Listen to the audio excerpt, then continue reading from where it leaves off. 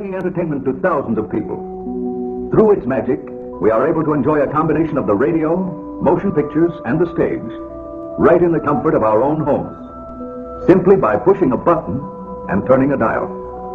These cells with their electrical charges are scanned by a stream of electrons, completing 30 pictures a second. Compare that crude picture with these of today, and you can judge for yourself how far along the road to perfection television has traveled. Most people still today think that all entertainment to do with movies, drama, is therefore nothing more than their entertainment. It never ever was that case. Of course, television can't perform such miracles as this, yet. But perhaps there's no harm wishing that it could.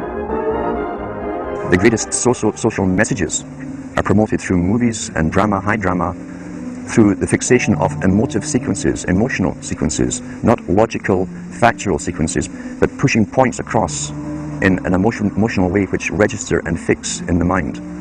So emotional content is very, very important, rather than go through an actual discussion or an argument using logic and facts. There's no debate, and when you're being downloaded through fiction, your guard is down. The censor part of your brain is not in action. It isn't saying, yes, I agree with this, I disagree with that, as you would in a debate or a lecture. You're actually in an alpha state, being completely downloaded with new ideas. Throughout history, social engineers have refined techniques designed to control large populations.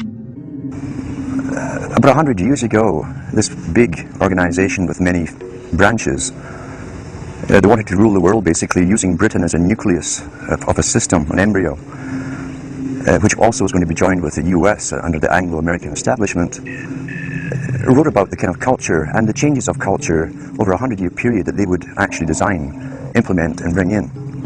And H.G. Wells talked about arenas.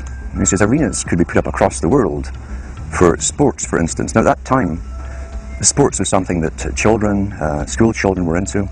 Adults became adults and got onto adult things. So it was unimaginable at the time that people could actually believe that there was even a need for adult sports and entertainment, never mind having arenas built across the world. But he said we can do this and foist basically a sports culture for the males. Using a tribal system, we're all tribal to an extent, that's why we even bother to vote for a tribal leader. This is well understood, that's why we're supplied with these leaders. And because the average man was to become more disengaged from his own destiny as the expert class arose, it was decided that the males would get their outlet basically, gradually becoming helpless as males through sports. Therefore they'd have a tribal team they could identify with, they could cheer them on as they were winning. In their own personal lives they were getting nowhere, they were getting disenfranchised in a sense as experts took over decision making for them in all kinds of fields. So this was psychology at use, planned before they even implemented the sports. When radio came along, of course, they used that to the maximum. Sports for the men, soaps basically for the women, and then in came television, as I say, with its alpha state, its hypnotic state. And sure enough, around the 1960s, really, 50s and 60s, it took off. It really, really took off. And men became glued on Saturday nights to the sports shows. A culture industry, which is called by its own the culture industry. The Soviet Union had a department called the culture industry. Their actors and directors were called the cultural leaders, because they would, like a computer, people like computers, all you have to do is keep giving them new updates every so often, and you can change an entire country or a nation or a block of nations who are all getting the same upgrades at the same time along certain paths. Today we call it political correctness. Most people want to belong to their peer group. They want to be the same as everyone else when it comes to opinions. In fact, they judge their own personal sanity by bouncing ideas off their neighbours and friends who will answer back and agree on these same topics in kind. It doesn't matter if the topics or what you're given are facts or utter nonsense, as long as everyone agrees at the same time. You'll say, well, I'm sane, and your friends will all agree because they've had the same information given to them. But they've been programmed. And I'm sad because I know that it's hard for people like that to take an interest, a serious interest in world affairs, to take a serious interest in what their elected officials are doing.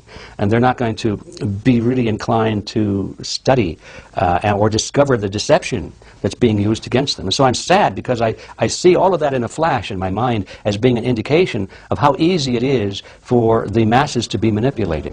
The scientific dictatorship understands what makes human beings tick. They understand our psychology. They've studied it, and they're using it against us. But the minute the public awakens to the fact that there is an agenda to manipulate them, and the second the public realizes that they are being conditioned and controlled, the establishment begins to lose that edge they've got over people. If it's on TV and a famous face says something, then it must be true. He doesn't have to show you facts or anything else. You've been brought up with these faces. That's why they keep these guys on television into their 70s and 80s. You've grown up with this father figure who's on television every night at 6 o'clock, in your house, in your room, staring right at you, and he's a father figure. Would he tell you a lie? So you naturally never suspect him. And this same man will lead you through new topics. He'll introduce experts on the topics, but have a little summary at the end of every talk, and you are now left with the conclusion that's presented to you. You don't arrive at it, it's given to you, and it's good enough for you. When I was growing up, people were talking on their front porches, neighbors were playing baseball, there were nightly barbecues. You don't see that anymore. We've lost our communities. You drive through neighborhoods, you see the blue glow of television sets. We're losing our humanity. So, if you want to rebel against the globalists, the social engineers, start by turning the TV off a few hours a day and actually getting to know your neighbors. By coming together as communities, by getting to know our neighbors, we defeat the social engineers. We're programmed today perfectly, just like machines.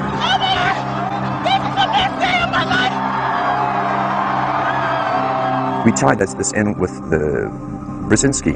Brzezinski said in 2 Ages. Now this guy was way up with the NSA. He's a master geopolitician. He admits he works in 20, 50-year periods to do with geopolitics in other countries. But he said himself, the public will shortly be unable to think or reason for themselves. He was meaning by the formulas that were in use then in the 1970s. He says, eventually they'll be unable to think or reason for themselves. And eventually, he said, they will expect the media to do all their thinking and reasoning for them. That's why people today can't think outside of the programming from television. The television, the media, that in its inception appeared to be a very innocent tool, has now become a powerful tool of mind control.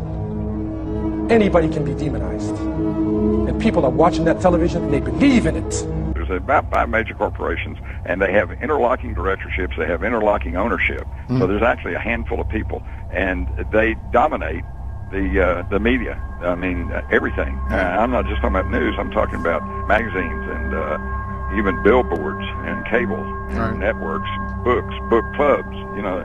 So a handful of people virtually decide everything we're going to see and hear. You know, that's too much dominance. Of course, at that time there were 2 newspapers in Fort Worth, and there was a plethora of radio stations, and so they said, no, you can't dominate the field. So they caused everybody to break up. Well, the corporations, of course, bought everybody up because individual wouldn't have the kind of money it would take to buy a radio station or a TV station. And then the corporations got bought up by bigger corporations. And then finally, you know, New York used to have 20 or more newspapers. You know, now they got 2. Fort Worth used to have 2, now they got 1. Dallas used to have 3, now they got 1. And so, you know, it's becoming very, very concentrated, and the readers are pretty much at the mercy of what comes down the wire service. We're gullible, but we're also willingly gullible. We want a human being, a big daddy, to come along and make everything right for us. And as long as we believe that, we'll always basically get shafted. It's the presidential reality show. But when it became an Oprah production, it became slick. You don't have a president, you have an actor. They say that politics is show business for ugly people. You got it. What am I going to tell the president when I tell him his teleprompter is broken?